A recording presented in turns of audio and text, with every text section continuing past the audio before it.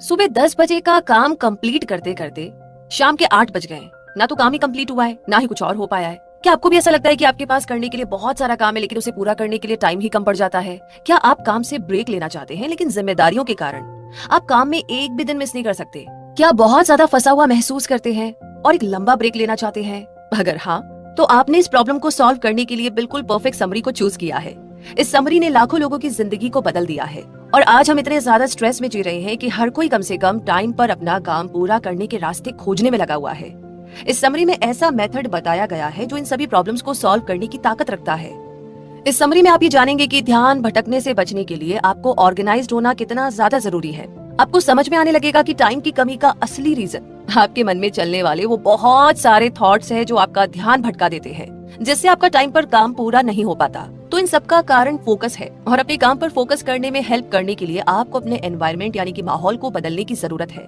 इन चीजों के साथ साथ आप ये भी सीखेंगे कि अपनी लाइफ को ऑर्गेनाइज करने के लिए सही टाइम, जगह और टूल्स को कैसे चुने।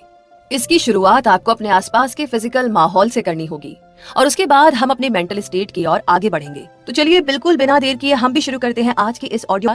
तो जानते हैं इस समरी के बारे में, summary of getting things done, जिसे लिखा है डेविड एलन ने। तो इस समरी की अगर हम बात करें तो आप जानते हैं कि हमारा ब्रेन हमेशा उन आइडियाज के बारे में सोचता रहता है जिन्हें आप आजमाना चाहते हैं। जब आपके पास जिंदगी में हर आइडिया और काम के लिए एक फाइलिंग सिस्टम होगा तो आपका मन शांत रहेगा और फोकस करने के लिए भी तैयार होगा। तो ये समरी आपको अपने काम और प्रोजेक्ट को अलग अलग कैटेगरी में डिवाइड करने का तरीका भी सिखाएगी, जो आपकी प्रोडक्टिविटी को बढ़ाएंगे। इसलिए अगर आप जिम्मेदारियों से भरी एक स्ट्रेसफुल लाइफ से थक चुके हैं तो आइए हमारे साथ जुड़कर एक ऐसे सफर पर चलिए जो आपको सिखाएगी कि अपनी जिंदगी का चार्ज अपने हाथों में कैसे लेते हैं। तो शुरू करते हैं इस जर्नी को और सबसे पहले बात करते हैं a new practice for a new reality. यानी कि क्या आपको लगता है कि काम की एक लंबी लिस्ट को कंट्रोल में रखते हुए भी दिन के लास्ट तक कोई आदमी रिलैक्स्ड फील कर सकता है? हाँ, ऐसा बिल्कुल हो सकता है और ये समरी आपको दिखाएगी कि ऐसा कैसे हो सकता है। आई नो आपके दिमाग में बहुत सारे थॉट्स चल रहे हैं कि आखिर कैसे। तो आज हमें एक ऐसे सिस्टम की जरूरत है जो हमें अपना काम भी करने दे और रिलैक्स्ड भी बनाए रखे। आज की इस भागती दौड़ती हुई जिंदगी में जॉब शब्द को ठीक से समझा पाना बहुत ही मुश्किल हो गया है। आए दिन हमारी जॉब बदलती रहती है और हर रोज हम पर नई जिम्मेदारियां बढ़ती ही जा रही है। पुराने टाइम में एक एम्प्लॉय को उसके गोल और जिम्मेदारियों के बारे में ठीक से बता दिया जाता था, लेकिन आज हमें खुद सोचना समझना पड़ता है कि दिन के खत्म होते होते हमें काम कैसे पूरा करना है। और इस वजह से हर आदमी पर प्रेशर धीरे धीरे करके बढ़ने लगा है। इस बदलाव के लिए, इस चेंज के लिए पहले आपको अपनी कुछ आदतों को बदलना होगा। सबसे पहले आपको इस बारे में क्लियर होना होगा कि आप क्या करना चाहते हैं। अगर आपके पास कोई आइडिया है तो उसे क्लियर तरीके से लिखिए और उसे शुरू करने के लिए एक डेट सेट करें। अगर आप ऐसा नहीं करेंगे तो आपका मन बेचैन रहेगा, भटकता रहेगा। आप हर टाइम अपने उस काम के बारे में सोचते रहेंगे और जो काम आप अभी कर रहे हैं उस पर फोकस नहीं कर पाएंगे। दूसरा, आप जो भी काम कर रहे हैं उस पर 100% फोकस करने की कोशिश करें। अपने काम को तेजी से पूरा करने के लिए आपका फोकस लेजर की तरह शार्प होना चाहिए। जब आपके माइंड में एक क्लियर पिक्चर होती है और आप एक ऐसे माहौल में काम करते हैं जहां पर आपका ध्यान नहीं भटकता, तो आप कंट्रोल में रहेंगे और स्ट्रेस महसूस नहीं करेंगे। एग्जाम्पल के लिए मुझे आपसे एक सवाल पूछना है। पिछले कुछ मिनटों में इस ऑडियो को सुनते हुए क्या आपका ध्यान भटका? अगर हाँ, तो यकीनन कोई ऐसा काम बाकी है जिसे आप करना चाहते हैं लेकिन उसे अपने दिमाग से निकाल नहीं पाए। जब आप कोई काम करने का फैसला करते हैं तो आपका ब्रेन आपको तब तक उस काम की याद दिलाता रहता है जब तक आप उसे पूरा नहीं कर लेते। तो जरा सोचिए कि अगर 10 काम अधूरे पड़े हैं तो वो आपको कितना ज्यादा स्ट्रेस देता है। और इसमें कोई डाउट नहीं है कि ये टेंशन आपको किसी भी काम में कॉन्सेंट्रेट नहीं करने देगा। इसका एक ही उपाय है, आपके दिमाग में आने वाली हर थॉट को लेकर के एक लिस्ट बनाना शुरू कीजिए। अपने काम या टास्क के बारे में लिखे और उसके नीचे उसकी डिटेल लिखे। आपको इस टास्क के लिए एक क्लियर डेडलाइन भी सेट करनी होगी ताकि आपका ब्रेन उसके बारे में चिंता करना बंद कर सके। इसका लॉजिक बहुत ही सिंपल है। अगर आप कोई काम करना चाहते हैं और उसके लिए कोई डेडलाइन सेट नहीं करते तो आपका ब्रेन यही सोचता रहेगा कि अभी तो वो काम अधूरा है। इसीलिए जब आप किसी दूसरे काम में बिजी होते हैं तो आपका ब्रेन आपके ध्यान को, आपके फोकस को उस काम की ओर खींचने लगता है जो उसे लगता है कि ज्यादा इंपॉर्टेंट है। तो एक लिस्ट बनाने से आपका ब्रेन शांत हो जाएगा, उसे एक मैसेज मिल जाता है कि उस काम को करने के लिए आपने एक डेट फिक्स कर दी है, तो वो निश्चित होकर के दूसरे काम पर फोकस करने लगता है। हर हफ्ते के लास्ट में इस लिस्ट को चेक करें और अगर उसमें कुछ बदलने की जरूरत है तो बदल कर उसे अपडेट करें। काम करने वाली इस लिस्ट को टू डू लिस्ट कहा जाता है। जब तक आप अपने काम की एक क्लियर लिस्ट नहीं बनाते तब तक आपको किसी भी काम पर फोकस करना बहुत ही मुश्किल लगेगा। याद रखिए कि स्ट्रेस के बिना कम टाइम में तेजी से काम पूरा करने का एक ही सीक्रेट है, अपना पूरा फोकस काम पर बनाए रखना। तो फोकस के लिए आपको कौन सा एक्शन लेना है ये तो आपने जान ही लिया है। इसी के साथ आगे बढ़ते हैं और अब बात करते हैं getting projects creatively under way, the 5 phases of project planning, यानी कि कभी कभी जब हम अपनी टू डू लिस्ट को अपडेट नहीं करते तो कई ऐसे आइडियाज मिस कर देते हैं जो हमें बड़ी सक्सेस दिला सकते थे। इस प्रॉब्लम से बचने के लिए हमें आगे का प्लान बनाने की जरूरत है। प्लानिंग भी कई तरह की होती है, जहां पर आप हर टास्क की गोल और उस गोल को हासिल करने के लिए जरूरी स्टेप और एक्शन को क्लियर तरीके से सेट करते हैं। वहां पर आप हॉरिजॉन्टल प्लानिंग को यूज कर सकते हैं और आमतौर पर इस तरह की प्लानिंग के लिए आपको ऐसे रिमाइंडर सेट करने होंगे जिन्हें आप आसानी से देख सके, ताकि आप उस टास्क को भूल न जाए और उसकी प्रोग्रेस को मॉनिटर कर सके।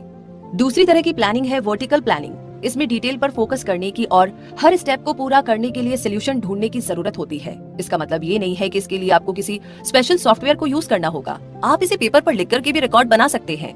हालांकि प्लानिंग का सबसे इफेक्टिव तरीका होता है नेचुरल प्लानिंग। आपका ब्रेन इस दुनिया का सबसे बेहतरीन प्लानर है। आपका ब्रेन ऐसी ऐसी चीजें कर सकता है जिसकी बराबरी दुनिया का कोई भी सॉफ्टवेयर या नोटबुक नहीं कर सकता। नेचुरल प्लानिंग में 5 स्टेप होते हैं। सबसे पहले आपको अपने गोल को अचीव करने के लिए एक प्लान बनाना होगा। दूसरा, आपको ठीक से पता होना चाहिए कि लास्ट में उसका रिजल्ट क्या हो सकता है। और तीसरा, आपको बहुत दिमाग और क्रिएटिविटी लगाकर अलग अलग आइडिया के बारे में सोचना होगा। चौथा, आपको अपने आइडिया को ऑर्गेनाइज करना होगा और लास्ट में आपको ये पहचानना होगा कि अगला एक्शन क्या होना चाहिए। एग्जाम्पल के लिए आइए आपका डिनर प्लान करते हैं। जब आप रोजमर्रा के काम की प्लानिंग करते हैं तो आप ऑटोमेटिकली नेचुरल प्लानिंग यूज करते हैं। पहले आप ये देखते हैं कि इस डिनर का मकसद क्या है, यानी क्या आप दोस्तों के साथ बाहर पार्टी करने जा रहे हैं या ये कोई स्पेशल डेट या बिजनेस डिनर है। पर्पस के हिसाब से आपका ब्रेन उस डिनर के लिए हदें सेट करना शुरू कर देता है, जैसे कितने पैसे खर्च करने हैं, कौन सा खाना सर्व होना चाहिए, आपके कपड़े कैसे होने चाहिए, वगैरह वगैरह। दूसरा, जब आपका पर्पस क्लियर हो जाता है तो आप उसके रिजल्ट के बारे में सोचने लगते हैं, जैसे कौन सा कैफे या फूड जॉइंट पे आपको जाना चाहिए, खाना किस तरह का होना चाहिए। आपके माइंड में उस जगह की इमेज बनने लगती है जहाँ पर आप जाने वाले हैं। आप खुद को खिड़की के पास बैठा हुआ देखते हैं, यहाँ तक कि आप खाने की खुशबू और उसके टेस्ट के बारे में भी सोचने लगते हैं। तीसरे स्टेप की बात करें तो आपके ब्रेन में अपने आप कई तरह के थॉट्स आने लगते हैं। आप उस टाइम के बारे में सोचने लगते हैं जब आपको वहाँ पर पहुँचना चाहिए। आपके मन में कई सारे सवाल भी आते हैं, जैसे क्या वो जगह खुली होगी, मुझे किस तरह के कपड़े पहनने चाहिए, क्या मुझे टाइम पर कैब तो मिल जाएगी ना। तो इस तरीके से इस स्टेप के पूरा होने के बाद आप सब कुछ ऑर्गेनाइज करना शुरू करते हैं। आप डिसाइड करते हैं कि ठीक 8 बजे आपको घर से निकलना है, अपने सिलेक्ट किए हुए रेस्टोरेंट में समय से पहुंचकर अपनी बुक की हुई टेबल पर बैठना है। फिर आप सोचते हैं कि आप अपनी फेवरेट ब्लैक ड्रेस पहने रेस्टोरेंट की टेबल पर बैठे होंगे, यानी कि आपके माइंड में उस डिनर से रिलेटेड एक पूरी अच्छी खासी फिल्म चलने लगती है। अब सारी प्लानिंग खत्म करके आप पहला एक्शन लेते हैं, जो है अपने दोस्त को फोन करना और फिर रेस्टोरेंट को कॉल करके अपनी सीट बुक करना। क्या आपने कभी सोचा था कि आपका ब्रेन पूरे दिन इस तरह की प्लानिंग में लगा रहता है? तो क्यों ना आप अपने काम को पूरा करने के लिए इस तरह की नेचुरल प्लानिंग को यूज करें। ये किसी भी फ्लो चार्ट या सॉफ्टवेयर को यूज करने से कम स्ट्रेसफुल होता है, राइट? तो अब आगे बात करते हैं getting started, setting up the time, space and tools. यानी कि कभी कभी जिंदगी में कुछ सिंपल ट्रिक्स अपना लेने से लाइफ हमेशा के लिए बदल जाती है। ज्यादातर सक्सेसफुल लोगों ने एक्स्ट्रा ऑर्डिनरी सक्सेस पाने के लिए कोई ना कोई तरकीब अपनाई है। अपने माइंड को क्लियर करके बेहतर परफॉर्मेंस के लिए आपको अपनी लाइफ पर कंट्रोल रखना होगा और इसके लिए आपको सही समय, जगह और टूल्स की जरूरत होगी। टाइम से हमारा मतलब है कि आपको कम से कम 2 दिन अलग रखने होंगे। इस प्रोसेस को शुरू करने के लिए आप वीकेंड या छुट्टी का दिन भी चूज कर सकते हैं और ये प्रोसेस सुनने में आपको लंबा लग सकता है, लेकिन इसका रिजल्ट आपको तुरंत मिलेगा। जगह का मतलब है कि आपके पास आपकी पर्सनल डेस्क होनी चाहिए, जहाँ पर आप अपने काम को लिखकर उसे ऑर्गेनाइज कर सके। यहाँ तक कि अगर आपके ऑफिस में आपका कैबिन है तब भी घर पर आपको अपना डेस्क सेट करना होगा। टूल्स का मतलब यहाँ पर है वो सामान जिनका यूज आप अपने आइडिया और विचारों को प्रोसेस करने में और उन्हें सही फोल्डर में ऑर्गेनाइज करने के लिए करते हैं। Computer, paper tray, stapler, calendar, pencil, ये सब टूल्स है जिनकी आपको जरूरत पड़ेगी। इनमें से कौन कौन सा टूल आपको रखना है वो आपकी मर्जी है, आपको डिसाइड करना है। आप अपनी पसंद से अपना डेस्क सजा सकते हैं। बस इतना याद रखिए कि हम एक ऐसी जगह बनाने की कोशिश कर रहे हैं जहाँ पर आप अपने मन को हर तरह के भटकाव से खाली रख सके। इसीलिए अपने गोल तक पहुँचने के लिए सही समय और सही जगह का होना बहुत जरूरी है। आइए इन टूल्स के बारे में समझते हैं। किसी भी ऑर्गेनाइजेशनल सिस्टम के लिए एक कैलेंडर का तैयार होना बहुत जरूरी होता है। इससे कोई फर्क नहीं पड़ता कि कौन सा कैलेंडर लेना चाहिए, सिर्फ आपको उसे ठीक से यूज करना आना चाहिए। अपने कैलेंडर का इस्तेमाल उन अधूरे टास्क के बारे में लिखने के लिए ना करें जिन्हें आप कभी दोबारा चेक नहीं करने वाले हैं। इससे आपको सिर्फ यही लगेगा कि ये सिस्टम काम नहीं करता और ये भी हो सकता है कि आप इस प्रोसेस को फॉलो करना ही बंद कर दे। कैलेंडर का काम होता है किसी खास काम के बारे में याद दिलाना। कोई ऐसा काम जिसे किसी खास तारीख को करना बहुत जरूरी है, जैसे कि डॉक्टर का अपॉइंटमेंट या कोई सेमिनार अटेंड करना, कोई वेबिनार अटेंड करना। हो सकता है कि आप खुद को ऑर्गेनाइज्ड रखने के लिए किसी सॉफ्टवेयर या फाइल की हार्ड कॉपी रखना पसंद करते हो, तो इसमें कोई दिक्कत नहीं है। सिर्फ इतना ध्यान रखिए कि कोई भी टूल अकेला काम नहीं कर सकता। एक स्ट्रॉन्ग ऑर्गेनाइजिंग सिस्टम बनाने के लिए जो सच में काम करता हो, आपको कई टूल्स को मिलाकर के अलग अलग ट्रिक्स को यूज करना होगा।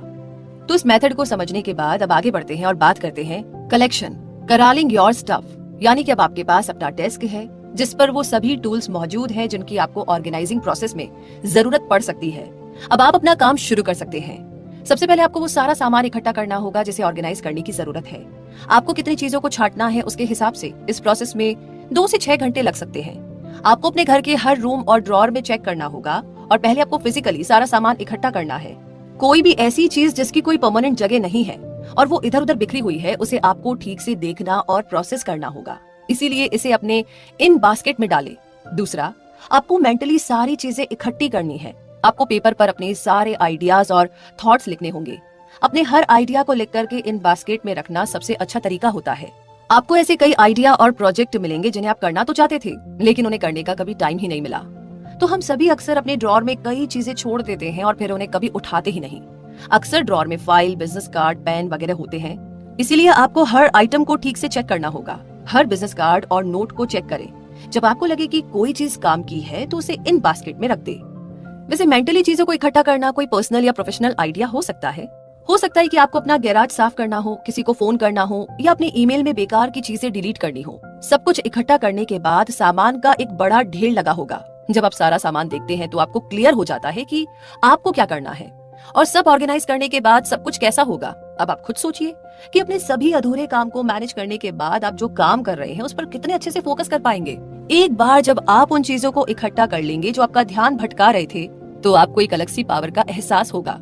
तब आपको फील होगा कि आपकी लाइफ आपके कंट्रोल में है, आप लाइफ के वश में नहीं है। इसीलिए अगर सामान इकट्ठा करने के प्रोसेस में कुछ ज्यादा टाइम लग भी जाए तो परेशान होने की जरूरत नहीं है, क्योंकि काम पूरा होने के बाद आपकी मेहनत जरूर रंग लाएगी। वैसे इस जर्नी में अभी कुछ और भी है आपके लिए खास। Processing, getting into empty, यानी पिछले चैप्टर में आपने सीखा कि कैसे अपने सभी अधूरे कामों को कैसे इकट्ठा किया जाए जो आपका ध्यान भटकाते हैं, आपके फोकस को डाइवर्ट करते हैं। सामान इकट्ठा करते टाइम आपको उन चीजों को हटा देना चाहिए जिनकी आपको जरूरत नहीं है। अब उस काम को करने का टाइम है जिसे करने में आपको सिर्फ 2 मिनट लगेंगे।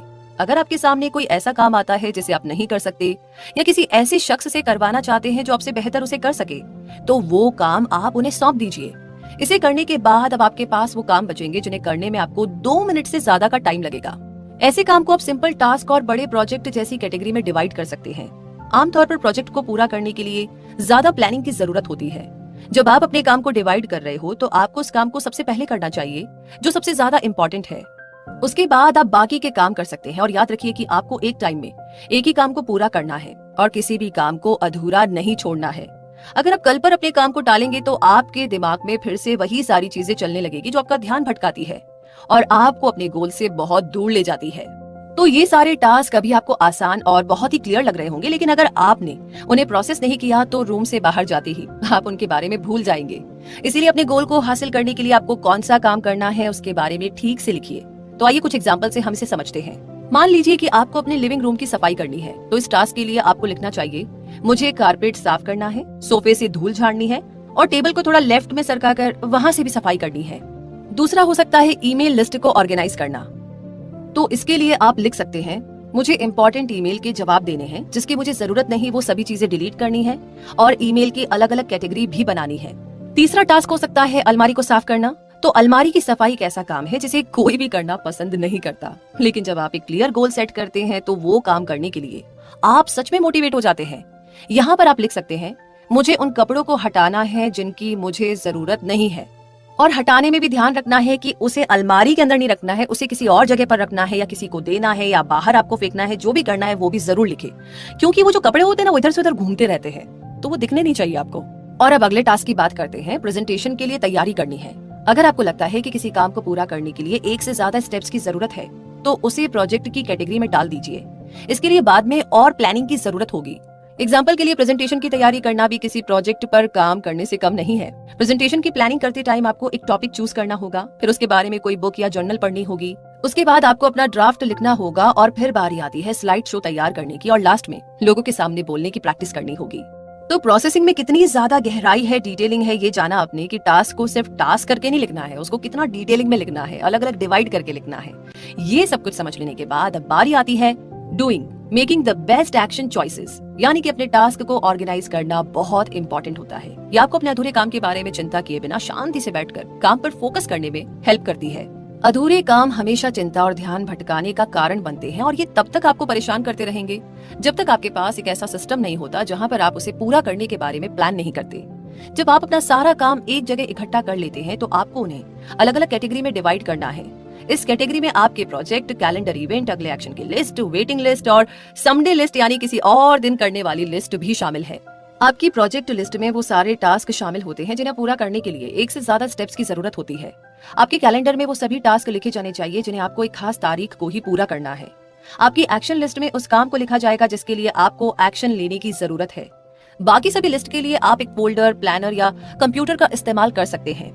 वैसे आप जो भी इस्तेमाल करने का फैसला करते हैं, आपको बस सिर्फ इतना ध्यान रखना होगा कि आपको हर कैटेगरी को एक दूसरे से अलग रखना है। इसका मतलब है कि आप एक ही टास्क को दो कैटेगरी में नहीं लिख सकते। अगर आपने ऐसा किया तो ये सिर्फ आपको कंफ्यूज करेगा और आपको लगेगा कि इस सिस्टम में ही कोई गड़बड़ी है। मतलब बहाने तो हमें मिल ही जाते हैं ना तैयार एक से एक। इसीलिए हम कह रहे हैं कि ध्यान रखिएगा, इन सारी चीजों का अलग फोल्डर आपको क्रिएट करना है। एग्जाम्पल के लिए हम एक्शन लिस्ट को लेते हैं।